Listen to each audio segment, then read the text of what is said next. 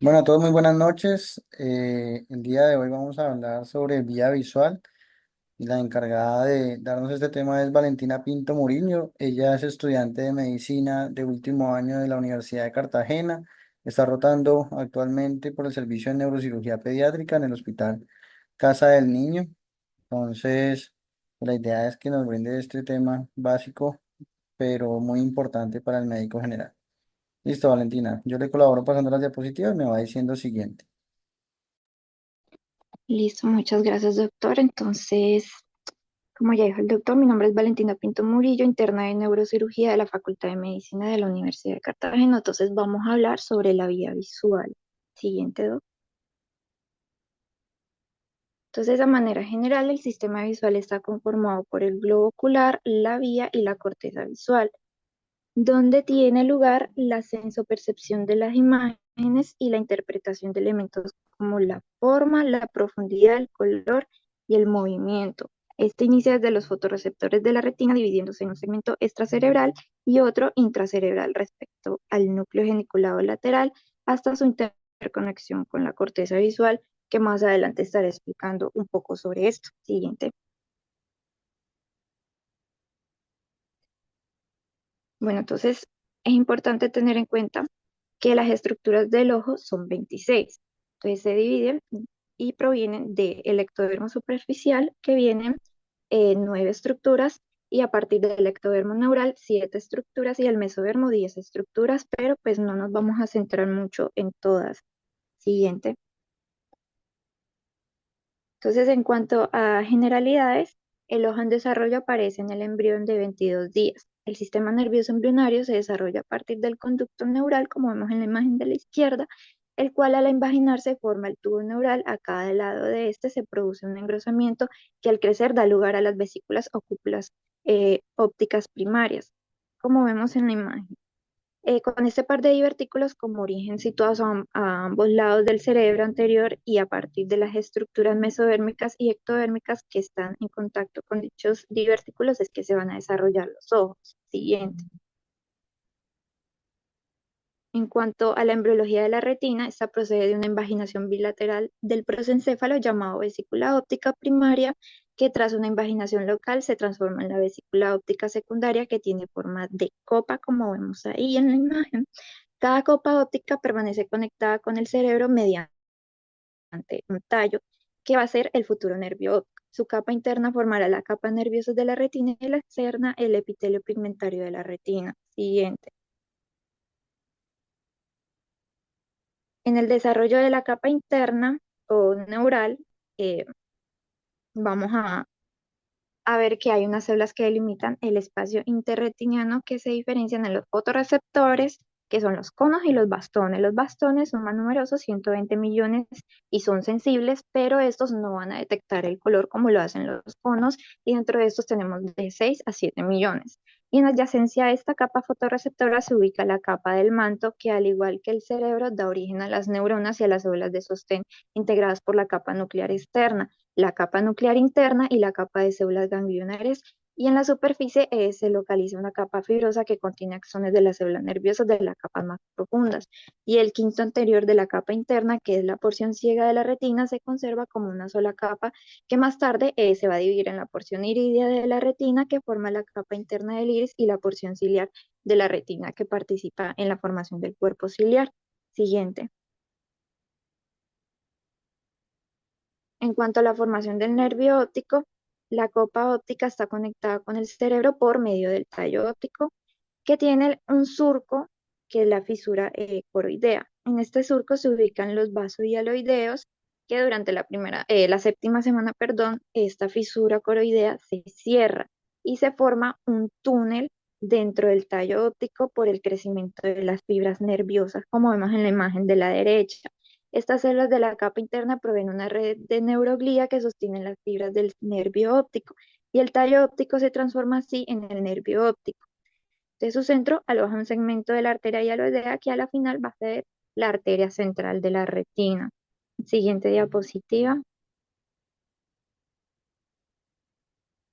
En cuanto al quiasma, de manera así general y rápida, este proviene de la formación de las comisuras que conectan un hemisferio cerebral con el otro. Estas fibras se forman en haces y muchas aprovechan la lámina terminal que se forma en la región craneal del prosencéfalo. Esta lámina terminal se extiende desde la placa del techo del diencéfalo hasta el quiasma óptico y proporciona una conexión inicial entre los hemisferios. Estas comisuras son la anterior, el fornix y el cuerpo calloso. Pero además de estas tres comisuras, hay otras tres que están por fuera de esta región, que es el quiasma óptico que aparece en la pared rostral del diencéfalo y contiene fibras de las mitades mediales de la retina. Siguiente.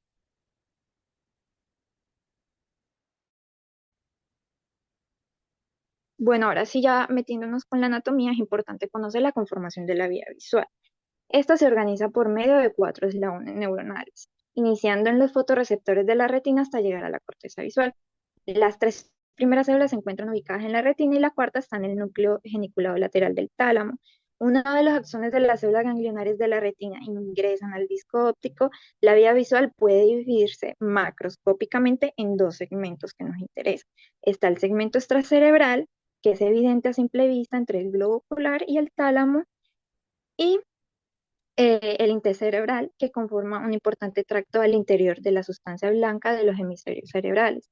En el extracerebral comprende lo que son los nervios ópticos, el quiasma óptico y los tractos ópticos que se dirigen primordialmente hacia el núcleo geniculado lateral en el tálamo. Y a partir de este punto inicia el segmento intracerebral conformado principalmente por lo que son las radiaciones ópticas destinadas a hacer sinapsis en las neuronas de la corteza visual primaria en los lóbulos occipitales, que más adelante les estaré explicando mucho mejor este sistema. Siguiente, Doc.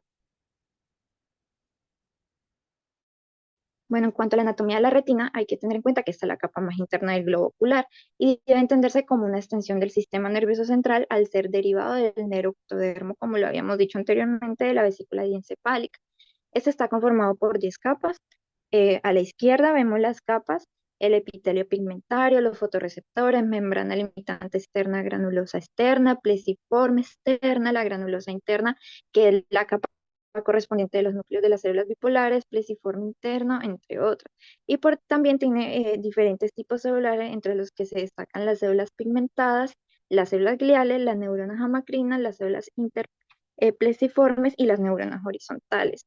Pero aquí haremos énfasis en los fotorreceptores, las neuronas bipolares y las células ganglionarias por su papel en el proceso de la sensación visual. Entonces, en el polo a la derecha, en el polo posterior de la retina, en el fondo de ojo que estamos viendo acá, se encuentra la mácula lútea, que es una zona de 5.5 milímetros de diámetro, en cuyo centro está la fovea y la foviola de 1.5 milímetros y 0,35 milímetros respectivamente. En la foviola, que es donde nos interesa, constituye el punto de máxima resolución visual con el epitelio pigmentario, y hay que tener en cuenta que aquí solamente vamos a encontrar conos. Y medial a la mácula está el disco o la papila óptica del eclido. Siguiente, para que salga otra imagen. Eso. Está la papila óptica, que es una zona de 1.5 milímetros de diámetro, que en esta no hay fotorreceptores y es por donde los axones de las células ganglionares van a abandonar la retina para formar lo que es el nervio óptico. Hay que tener en cuenta que la periferia de la retina se encarga de la visión visión periférica, y la mácula se encarga de la visión central, especialmente la fobia, que de eso estaremos hablando en cuanto a las alteraciones. Y los fotorreceptores, tener en cuenta que son el primer elemento neuronal de la vía. Son neuronas especializadas que contienen los pigmentos visuales y sus funciones están en la recepción y la transducción del estímulo luminoso en forma de impulsos nerviosos. Siguiente. Bueno, las segundas neuronas de la vía son las células bipolares, que sirven de enlace entre los fotorreceptores, como vemos en la imagen a la izquierda, entre los fotorreceptores y las células ganglionares arribita. Eh, Según la célula con que se conecta, se divide en células para conos. El 90% de las primeras hacen sinapsis con un solo cono, y las células para bastones, que establecen una conexión con múltiples bastones, por lo que tienen un mayor campo receptor. Y las células ganglionares son el tercer eslabón de la vía óptica, conformado por la conexión de la retina con el tallo cerebral y el diencéfalo, perdón. Sus dendritas hacen sinapsis en la célula bipolar, mientras que sus axones se proyectan por la superficie interna de la retina y convergen en lo que sería el disco óptico que forma el nervio óptico. De estas existen dos tipos, los tipo P, que son parvocelulares, que equivalen al 90% de las células ganglionares y establecen sinapsis con una sola neurona bipolar de tipo cono, principalmente en la mácula. Esta se encarga del procesamiento del color, la forma, el detalle de la escena. Y las tipo M, magnocelulares, que se conectan con varias células ganglionares tipo bastón y tienen un mayor campo de receptor, pero menor capacidad discriminativa. Estas se encargan de la localización y el movimiento de la imagen. Siguiente. En cuanto al nervio óptico, importante su función en la conducción de la información visual. Su origen real son las células ganglionares de la retina y su origen aparente es el quiasma óptico y su distribución es por la retina. Los nervios ópticos están conformados por 1,2 millones de axones cada uno, constituidos por los axones de las células ganglionares, como ya le he venido diciendo. Inicialmente convergen hacia un punto donde forman la papila óptica y luego salen del globo ocular, formando entonces el nervio óptico. Cada nervio óptico mide aproximadamente 5 centímetros de longitud y se puede dividir anatómicamente en cuatro porciones. La primera, que es la intraocular o cabeza del nervio óptico, que mide 1 milímetro. La segunda, que es la intraorbitaria, que mide 25 milímetros y se encuentra en relación con las diferentes estructuras de la órbita. La tercera, la división intracanalicular, que mide 9 milímetros y atraviesa el conducto óptico de las efenoides. Y por último está la porción intracraneal con una longitud de 15 milímetros y que termina en el quiasma óptico. Siguiente. En cuanto al quiasma óptico, este se localiza en la unión del suelo y la pared anterior, lámina terminal, del tercer ventrículo.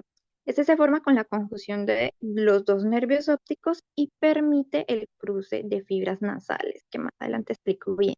Después de cruzar el quiasma, las fibras continúan hacia el cerebro como tractos ópticos que se encuentran muy cerca de la cápsula interna, el pedúnculo cerebral y los ganglios basales. Recibe numerosos vasos sanguíneos del polígono de Wills. Siguiente. Y ya a este nivel es importante entender varias cositas. Entonces, primero sabemos que el sentido dominante del ser humano es la visión y es muy importante saber cómo funciona esta vía visual para poder entender los diferentes tipos de alteración de la misma. Entonces, es una prueba monocular y permite obtener la información de toda la vía visual desde la retina hasta la corteza mediante los estímulos luminosos. Entonces, la vía visual se comporta de la siguiente manera esquemáticamente.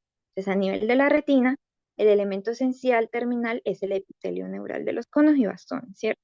La primera neurona o neurona de primer orden, que son las células ganglionares de la retina, los axones de la neurona del primer orden que forman el nervio óptico, hay que tener en cuenta que estas fibras son mielinizadas, pero la capa de mielina está formada es por oligodendrocitos y no por células de Schwann. Entonces, ¿qué pasa?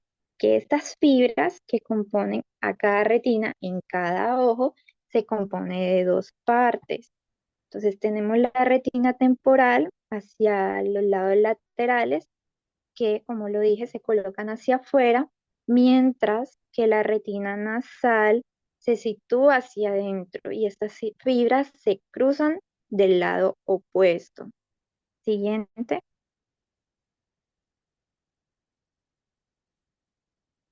Aquí. Entonces, cada retina de cada ojo, en el caso de la nasal, va a captar el campo visual lateral en el lado izquierdo o derecho respectivamente. Entonces, si nos damos cuenta, el campo visual de la retina nasal es hacia los laterales, en el ojo derecho y en el ojo izquierdo. Siguiente. Y el campo medialo nasal, estos van a ser captados por lo que son la retina temporal en el ojo izquierdo y derecho, como lo están mostrando allí. Entonces, el siguiente trayecto de la retina temporal y nasal van a conformar lo que es el nervio óptico. que pasa a través del agujero óptico. Entonces estos nervios se van a ir acercando poco a poco, se van acercando hasta que se unen y van a formar lo que es el quiasma óptico, que es fundamental para lo que es la visión binocular. Entonces, a este nivel ocurre algo muy interesante y es que las fibras de la retina nasal se decusan. En cambio, si nos damos cuenta, las fibras temporales no se cruzan. Esto quiere decir que las fibras de la retina nasal del ojo izquierdo van a cruzar y van a terminar en lo que es el hemisferio derecho. Y así para el caso de la retina nasal del ojo derecho. Entonces, siguiente.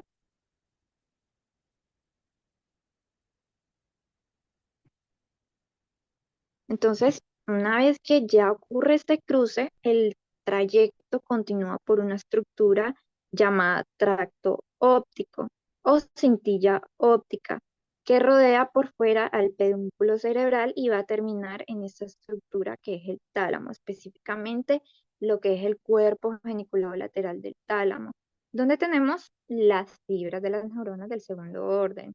Y este es un punto de relevo donde se hace la sinapsis. Entonces, desde estos centros las fibras siguen trayectos distintos. Unas van a los núcleos del tercer par y las fibras de las neuronas del segundo orden, que constituyen la radiación óptica, que van a terminar en lo que sería el área 17 de Broman en el lóbulo occipital, que es la área calcarina. Siguiente. Entonces, teniendo esto en cuenta, empezamos con lo que sería la evaluación de la vía visual. Entonces, vamos a evaluar cuatro cosas: la agudeza visual, los colores, fondo de ojo y el campo visual. Entonces, en la agudeza visual, esta mide qué tan nítida es nuestra visión a distancia. Por lo general, se analiza leyendo una tabla optométrica. Esta característica corresponde a lo que sería la región macular de la retina, concretamente la fovea, que como lo dije anteriormente, es el lugar de mayor nitidez. Y tenemos diferentes tipos de agudeza visual, que está ligada al mínimo visible, que sería la capacidad de nuestro sistema de ver o percibir un objeto pequeño a una distancia sobre un fondo uniforme e iluminado. Y la agudeza visual ligada al mínimo separable, que sería la capacidad de poder ver objetos separados, pero que están cerca. Y la agudeza visual ligada al mínimo reconocible sería la capacidad de reconocer formas y objetos pues, de una forma correcta. ¿Y cómo la vamos a evaluar? La forma correcta de medir esta es utilizando algo que se llama optotipos, y se trata de unas figuras que bajo una iluminación constante y determinada, así como una distancia convenida, el paciente tiene que identificar. Lo ideal es que se explore cada ojo por separado. Y dentro de nuestras herramientas tenemos el test de Snellen, como vemos ahí en la imagen, con sus conocidas filas de letras en tamaños descendientes. Esta prueba es la más común, la que más se utiliza mientras el paciente está de pie o sentado. La distancia, algunos autores dicen que de 4 a 5, pero en la mayoría de los casos son 6 metros hasta la tabla. Se le indica que lea cada fila hasta que ya no pueda hacerlo más. El más habitual es el de la letra E. Cuantas más filas sea capaz de ver, pues mejor va a ser la agudeza visual. Idealmente que sea 20 a 20. Y esta disminuye a medida que aumenta el número inferior. Entonces, un resultado de 20 a 40 significa que puede ver a 6 metros lo que una persona con una visión normal puede ver a 12 metros de distancia. Y hay otras pruebas, que es la prueba random, que es es una E mayúscula que se hace más pequeña y también cambia de dirección: arriba, abajo, izquierda, derecha. Y esta prueba se completa cuando no puede saber en qué dirección mira la E. Y también están las pruebas simplificadas para niños, en el caso de símbolos, letras o dibujos o gráficos, que es como más sencillo para ellos. Dentro de las alteraciones, eh, lo más común de visión borrosa es debido a un error de refracción, y generalmente suelen ser genéticos, como por ejemplo la miopía, que se produce cuando el globo ocular es demasiado largo para el poder refractario de la córnea, como vemos en la imagen derecha. Arriba tenemos un globo ocular normal y abajito el de la miopía, si nos damos cuenta, es demasiado, pues anatómicamente es más alargado. Y la curvatura de la córnea y su longitud relativamente más grande hacen que la luz se enfoque delante de la retina y no directamente sobre esta, lo que hace que nos dé una imagen borrosa. Y la hipermetropía, que se presenta cuando el globo ocular hace que la luz se enfoque por detrás de la retina, en un lugar en lugar pues de que sea en la retina, o ya sea porque la córnea no está suficientemente curvada. También está el astigmatismo, que ocurre cuando la córnea o el cristalino no tiene una forma, pues tiene una forma anormal, perdón. Esta forma hace que la luz se curve de forma distinta cuando entra al ojo, causando un error de refracción, lo que hace que se vea distorsionado y dificultad para ver tanto de lejos como de cerca. Y también, siguiente.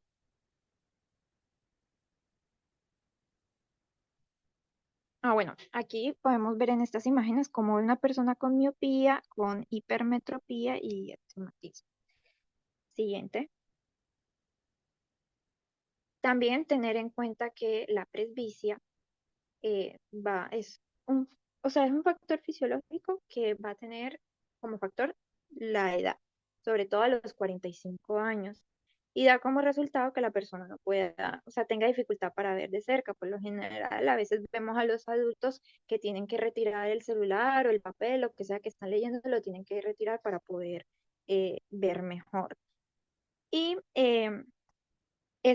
también puede ser por enfermedades oculares, las infecciones, otros problemas como catarata, retinopatía diabética, hipertensión, ambliopía, glaucoma, entre otros. Siguiente.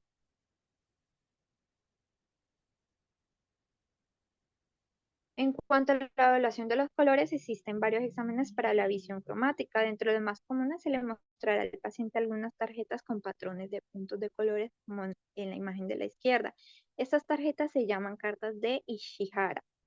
En los patrones, algunos de los puntos parecerán formas, números o símbolos, y se le pedirá al paciente que identifique esto si es posible. Se evalúa ambos ojos por separado y se sostendrá estas cartas a una distancia de 35 centímetros desde su cara. Y se le pedirá que identifique el símbolo que se encuentra en cada uno de los patrones de color. Según el problema que se sospecha, se le puede pedir que determine la intensidad del color también. Hay un examen que es un poco más detallado, que es Valentina, qué pena, acérquese un poquito al micrófono. sí, ahora me escuchan mejor acá. Claro, mejor, dale. Ay, qué pena. Bueno, hay otra prueba que es un poco más detallada que la prueba de Farnsworth-Munset de 100 tonos, en la cual se organizan, como lo acabo de decir, 100 piezas en orden a medida que el tono va cambiando gradualmente. Es más detallado y preciso que el test de Ishihara. Y también está el anomaloscopio de Nagel, que se utiliza principalmente en los entornos clínicos.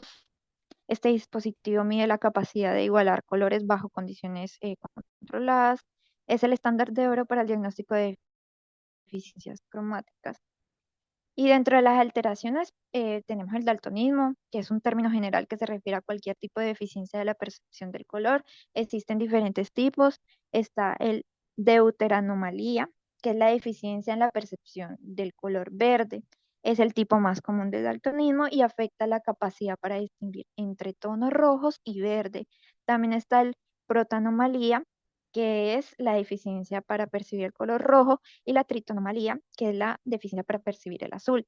El dicromatismo es la forma más severa de las anteriores, definiéndose como deuteranopía para el verde, protanopía para el rojo y tritanopía para el color azul.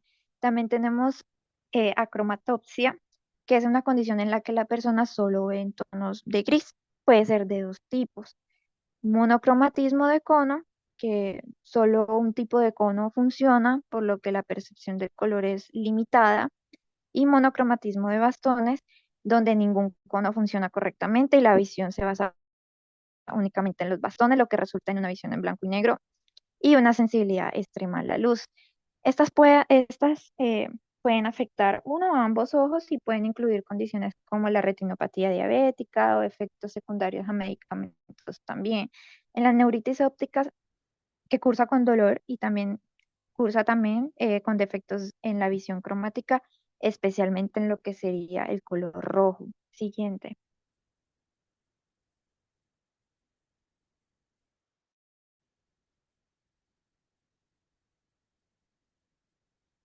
Hola. Siguiente.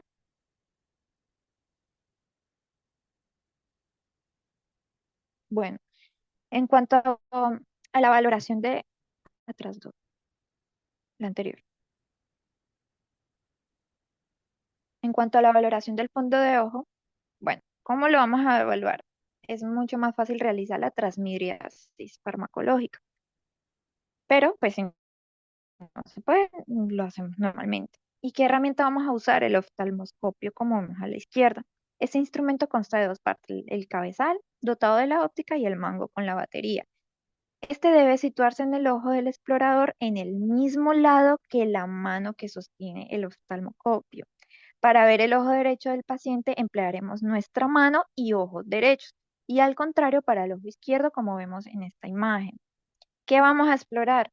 Vamos a mirar la papila, como vemos a la derecha en la imagen, o también llamado nervio óptico, situado en la zona nasal del fondo de ojo, que tiene bordes bien definidos, normalmente es de color como rosa anaranjado y tiene una forma discretamente ovalada. Y si podemos ver en esa imagen, en la excavación se aprecia la salida de los vasos centrales de la retina. Vamos a ver la mácula a la izquierda, que está situada en la zona central del fondo de ojo o polo posterior, y a su vez en su zona más central tenemos la fovea. Es avascular y por lo tanto su color es más oscuro que el resto. Y vamos a ver también la vascularización. Vemos las arterias retinianas que son más estrechas que las venas y de color rojo más brillante. Hay que seguir todo su trayecto en busca de fragmentación vascular y émbolos. Siguiente. Entonces, en cuanto a las alteraciones del fondo de ojo que vamos a ver, en este caso tenemos retinopatías diabéticas. ¿Qué podemos ver en esta? Podemos encontrar varios hallazgos característicos que varían según la gravedad de esta enfermedad. Entonces, vamos a encontrar uno de los primeros hallazgos que son las microneurismas y que son pequeñas dilataciones de los vasos sanguíneos capilares que aparecen como unos punticos rojos en la retina chiquiticos. También vamos a ver exudados duros por extravasación de lipoproteína y edema, y suele encontrarse en el área macular sobre todo. También están los exudados algodonosos que son un poquito como más grandes, unas manchitas blanquitas, que son causadas por la obstrucción de los capilares. También podemos ver hemorragias que aparecen como manchas rojas, y las hemorragias en la capa más profunda de la retina que pueden parecer manchas un poco más oscuras. Y debido a que se produce isquemia retiniana, se induce algo que se llama neovascularización en la retina, debido a que los vasos tienen una arquitectura anómala que hace que su pared sea más frágil y sangre con facilidad, dando lugar a lo que sería la hemorragia del vitrio, llamada hemovitrio. Siguiente. Ah, no, no, no, qué pena, déjelo ahí.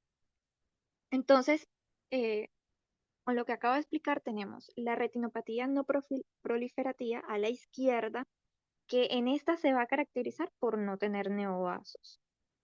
Se define según el fondo de ojo, la severidad y la presencia de microneurisma, microhemorragias, anomalías microvasculares, exudados duros, exudados algo nodosos y tortuosidad venosa. Y a la derecha es la proliferativa, y en esta sí se caracteriza por tener neovasos papilares, hemorragias preretinianas y hemovitrio. Entonces, tanto la retinopatía no proliferativa como la proliferativa pueden presentar edema macular, que es la causa más frecuente de pérdida de visión. Y también puede haber desprendimiento de retina. Siguiente. No se aleje el micrófono, Valentina. Siguiente. Bueno, en cuanto a la retinopatía hipertensiva, las alteraciones de la hipertensión original en los vasos y en la retina se producen a través de dos mecanismos. Uno aumento del tono de las arteriolas que conduce a la vasoconstricción e hiperplasia de la capa muscular de las arteriolas y la esclerosis reactiva por una acumulación de material hialino que hace que la arteriola más rígida y menos sensible a estímulos vasopresores. Entonces, teniendo esto en cuenta, vamos a encontrar unos signos oftalmológicos debidos a la hipertensión y otros debido a la esclerosis vascular. Entonces, a nivel del cruce arteriovenoso, la arteria y la vena comparten la adventicia, por lo que la esclerosis a este nivel se traduce en la compresión, ocultamiento y afilamiento de la vena, que son los signos de Gunn a la izquierda, y el cambio de dirección de la vena, que es el signo de Salus. Las arterias retinianas se ven más delgadas de lo normal debido al vasoespasmo causado por la hipertensión. Y también tenemos alteraciones en el trayecto y reflejo vascular. Siguiente.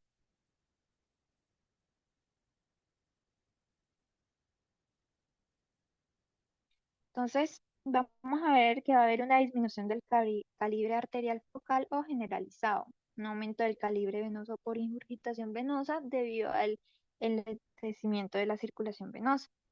Entonces, aquí también en la retinopatía hipertensiva vamos a ver exudados duros, exudados algodonosos, eh, por infartos de la capa nerviosa, hemorragias retinianas redondas o en llamas también, edema retiniano por pérdida de la barrera hematorretiniana.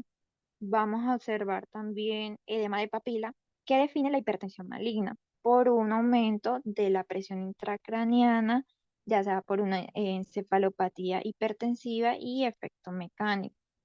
Y en esta también vamos a ver neovascularización y desprendimiento de retina. Siguiente.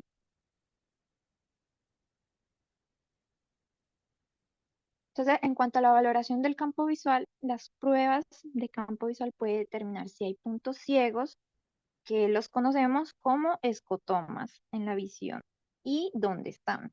El tamaño y la forma de un estocoma puede mostrar qué tanto se está afectando el campo visual.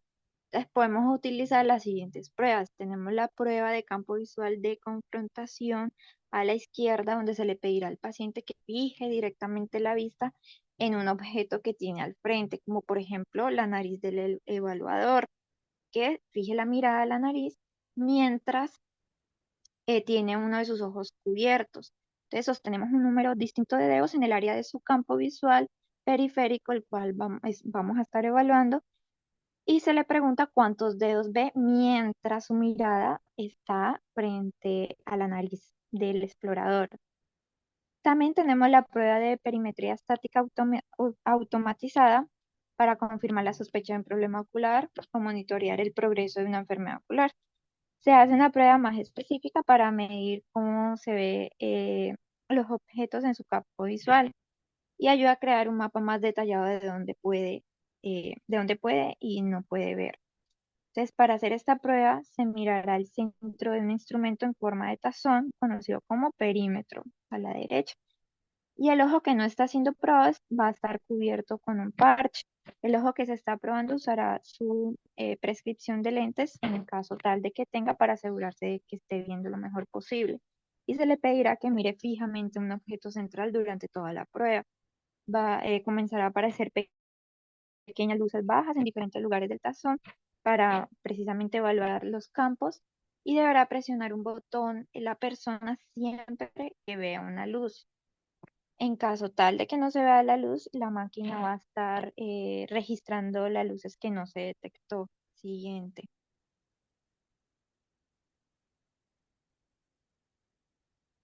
En cuanto, bueno, siguiente.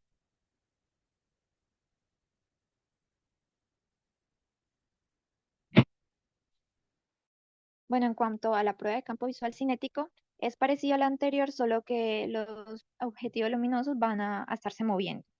Y la electroretinografía, esta mide las señales eléctricas de los fotorreceptores y para esta prueba se debe dilatar la pupila, se usar gotas oftálmicas para anestesiar los ojos y los ojos se mantienen abiertos con un instrumento conocido como el espéculo.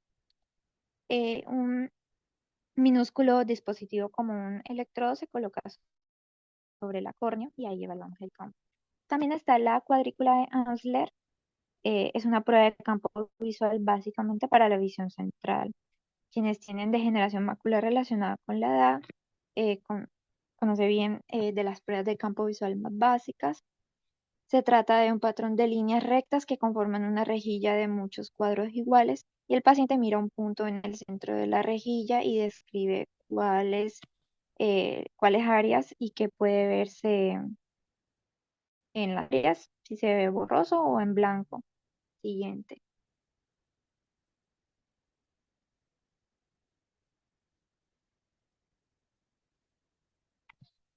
Bueno, entonces, ya hablando de las alteraciones del campo visual, volvemos otra vez al esquema de la vía visual, porque es importante tener en cuenta un concepto.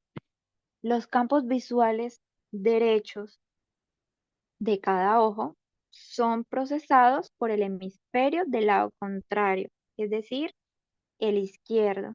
Lo mismo va a pasar con el campo visual izquierdo. Esto es muy importante para entender las alteraciones.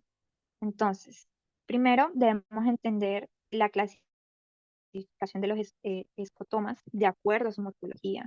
Entonces, vamos a tener cuadrantanopsias que abarca solo un cuadrante del campo visual y puede ser nasal o temporal, superior o inferior.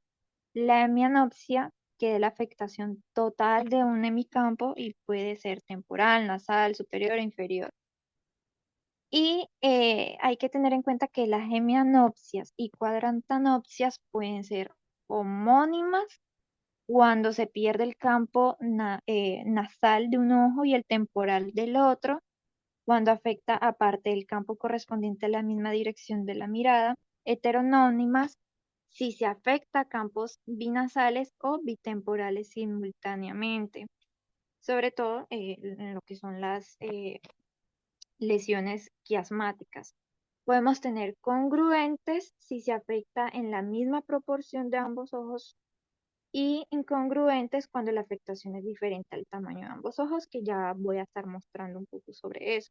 Entonces, ahora, ¿cuáles serían las diferentes alteraciones del campo visual de acuerdo con el nivel de la lesión en la vía óptica? Entonces, cuando los defectos campimétricos unilaterales, la afectación se encuentra en la vía prequiasmática, como por ejemplo afectando la retina, el defecto va a ser ipsilateral, o sea, del mismo lado, al igual que en la afectación del nervio óptico, en lo que da como resultado anopsia. Este capta toda la información visual del ojo y si este se lesiona, el defecto es ipsilateral, es decir, si fue el del ojo derecho, se afecta todo el campo visual del ojo derecho, como vemos ahí en la imagen de las bolitas. Este puede ser causado ya sea por traumatismo, como perforación, contusión o quemadura química, por compresión por tumores, melanoma ocular, neuritis óptica, también por infarto oclusivo en la arteria central de la retina, desprendimiento de la retina, retinopatía diabética, glaucoma, pero en las etapas avanzadas. Esta lesión también puede estar asociada a un defecto pupilar eferente para tener en cuenta eso y cuando afecta el disco óptico se asocia a edema de papila y a neuropatía óptica isquémica. Siguiente.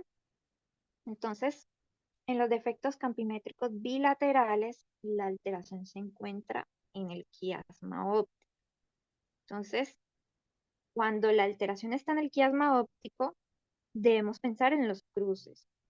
Y lo que se cruza, como lo habíamos mencionado anteriormente, son las fibras nasales.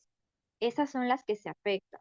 En el ojo derecho se va a afectar el campo visual lateral o temporal, al igual que en el ojo izquierdo y se le conoce como hemianopsia bitemporal por perder el campo lateral y heteronónima porque un ojo pierde el campo visual, ya sea el derecho y el otro el izquierdo. ¿Y esto por qué se puede dar? Usualmente y por lo general son por adenomas de la hipófisis, ya que está debajo del quiasma y puede crecer y comprimirlo. También craniofaringioma cuando es una hemianopsia binasal heteronónima. También puede ser por aneurisma, perdón, traumatismo craneal que afecte el quiasma. Bueno, entre otras. Siguiente.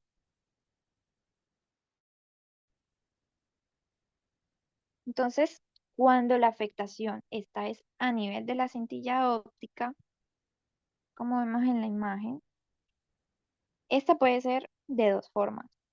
Entonces, si hacemos un seguimiento, o sea, siguiendo el recorrido de cada fibra a este nivel, si se lesiona la cintilla óptica, en este caso, la izquierda, se estaría lesionando la fibra temporal del mismo lado izquierdo con la fibra nasal del otro ojo.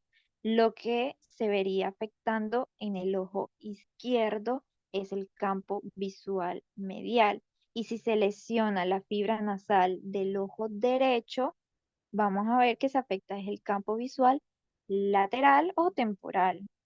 A esto se le denomina hemianopsia contralateral homónima, ya que está afectando en ambos ojos el campo visual derecho y puede haber alteración de la agudeza visual y también puede llegar a ser incongruente, como vemos en la imagen izquierda, que no son iguales. Esta es causado el 40% de estas son producidas por lesiones del lóbulo occipital, de las cuales el 70% tiene una etiología vascular y puede ser por un ACV, un traumatismo, que afecte pues, la zona occipital, tumores que crecen en la región occipital, parietal y temporal, o en el trayecto del tracto óptico, también malformaciones arteriovenosas, encefalitis, la esclerosis múltiple, que es una enfermedad desmielinizante, o la sarcoidosis. Siguiente. Y cuando es a nivel del cuerpo geniculado, siguiendo las radiaciones ópticas, es la otra forma. Entonces la afectación está en el hemisferio izquierdo, que recordemos que da la visión de los campos derechos. Y el paciente va a ver de esta forma, como vemos en la imagen. Pero llama la atención que en el centro del campo no se ve afectado, que se le conoce como conservación macular, ya que en la mácula las neuronas no solamente tienen ese recorrido, sino que también tienen otras zonas donde llega la información, por lo tanto, esa zona quedará intacta a pesar de la lesión a este nivel. Y también encontramos una hemianopsia contralateral homonónima, pero en este caso con conservación macular. Si es más posterior, puede haber una cuadrantonopsia homónima. Cuanto más cerca sea la lesión a la corteza occipital, más difícil es que se afecte la mácula. Y estas son causadas, vienen de origen vascular o neoplásico. Las lesiones del núcleo geniculado lateral son menos frecuentes y esta suele estar asociada a una cuadrantonopsia superior e inferior y son causadas por un infarto de la arteria coroidea anterior o lateral. Dentro de los tumores más comunes están los cerebrales primarios, los linfomas, las metástasis de pulmón, de mama, melanomas. eh, Su resultado es por la comprensión por el efecto masa que producen estos tumores. Y en los pacientes inmunosuprimidos se debe tener en cuenta los abscesos y otros procesos infecciosos neurológicos que también nos puede dar como resultado estas hemianopsias contralaterales. Y eh, eso sería todo en cuanto a las alteraciones del campo visual. No sé si hay alguna pregunta. Muy bien, Valentina. Profe Domínguez, no sé si tenga algún comentario.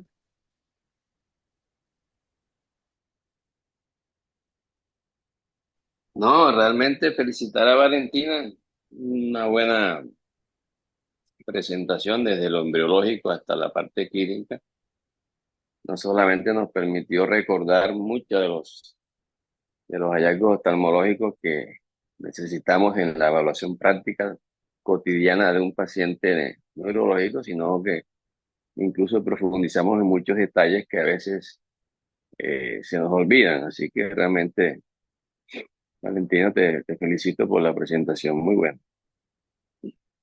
Muchas gracias, doctor, y de verdad disculpen ahí los inconvenientes y el inicio de la charla.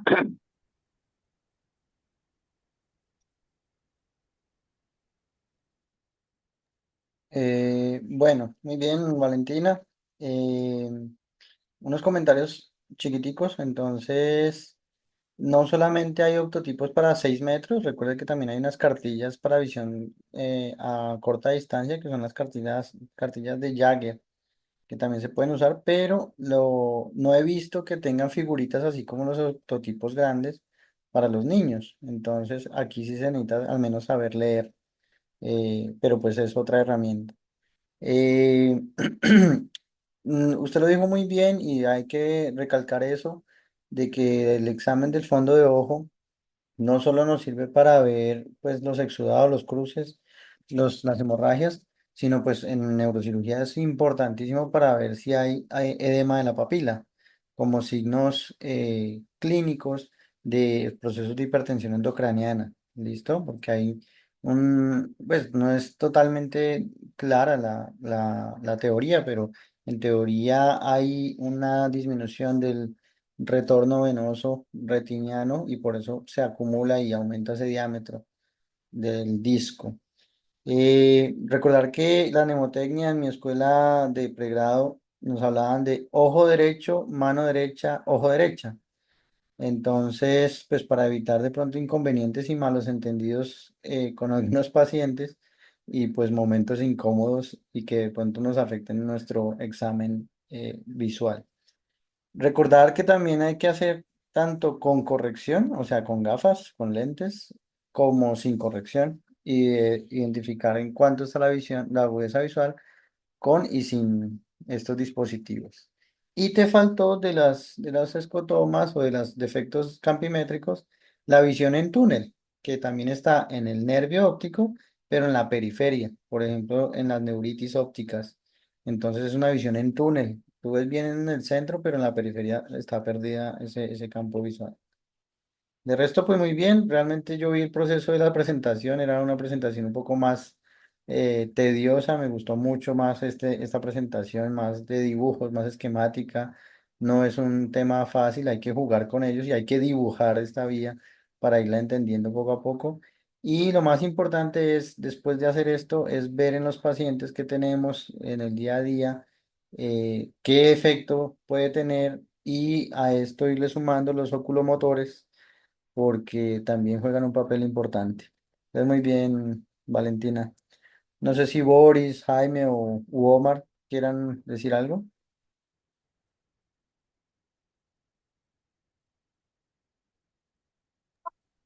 Buenas noches. Sí, Boris, lo escuchamos. Bien, bien. Vamos a felicitar primero a la doctora, muy buena presentación. Nada más una cosita puntual. Cuando uno lee los tomos de neuroftalmología, a uno siempre en la escuela le enseñan que los escotomas son aquellas afecciones en el campo visual que se ven como contornos oscuros o a veces luminosos. En realidad, cuando uno ve la definición funcional, un escotoma no es perceptible por la visión humana, sino es objetiva nada más a la campimetría. Objetiva ya por campimetría por instrumentación. Cuando uno ve la alteración oscura en el campo visual, en realidad es una miodeusopsia, sino que a veces uno confunde el término y le enseñan a uno así muchas veces el término de que uno de los escotomas son perceptibles ante el campo visual, pero en realidad no es objetivo a través de la instrumentación.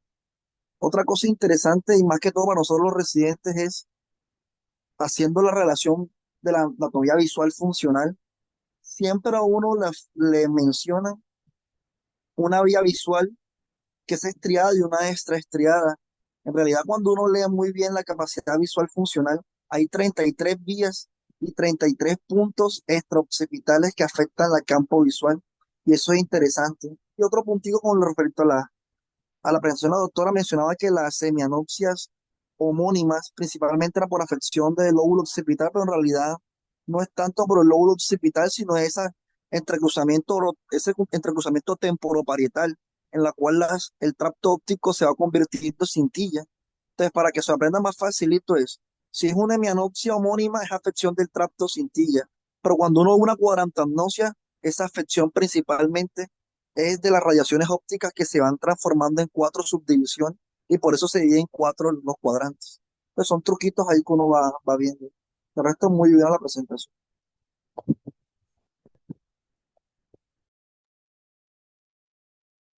Muy bien, Boris, gracias.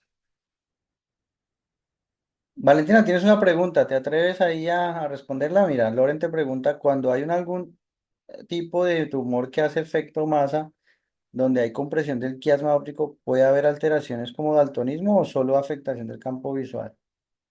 ¿Te atreverías a responder?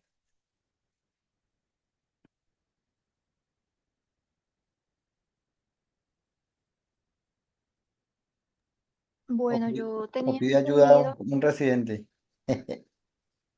sí, porque en cuanto a los colores, tenía entendido que, por ejemplo, la neuritis puede alterar lo que sería el color rojo, pero no vi mucho sobre, o sea, generalmente como que no afectaba lo que era la agudeza y los colores, era lo que más vi cuando estaba Exacto, revisando. según lo que tú nos explicaste hoy, los fotorreceptores van a estar en la retina, entonces estarían previos a la lesión tumoral. O sea, en teoría no debería haber afectación de la percepción de colores. Bueno, muy bien. No sé si de pronto ya finalizando, Mario Jaime. Bueno, no, realmente me sumo a las felicitaciones a Valentina y me pareció una charla bastante completa, así como dijo el doctor Domínguez, desde la parte embriológica hasta lo clínico, entonces solo decir eso. Bueno, listo, muy bien. Bueno, entonces a todos muchísimas gracias por acompañarnos esta noche y mañana, bueno, tenemos una revisión de artículo de columna, será publicado próximamente para que lo leamos. La idea es que sea más tipo discusión, más que presentación, sobre todo del aspecto metodológico del artículo. Y pues obviamente vamos a desmenuzar este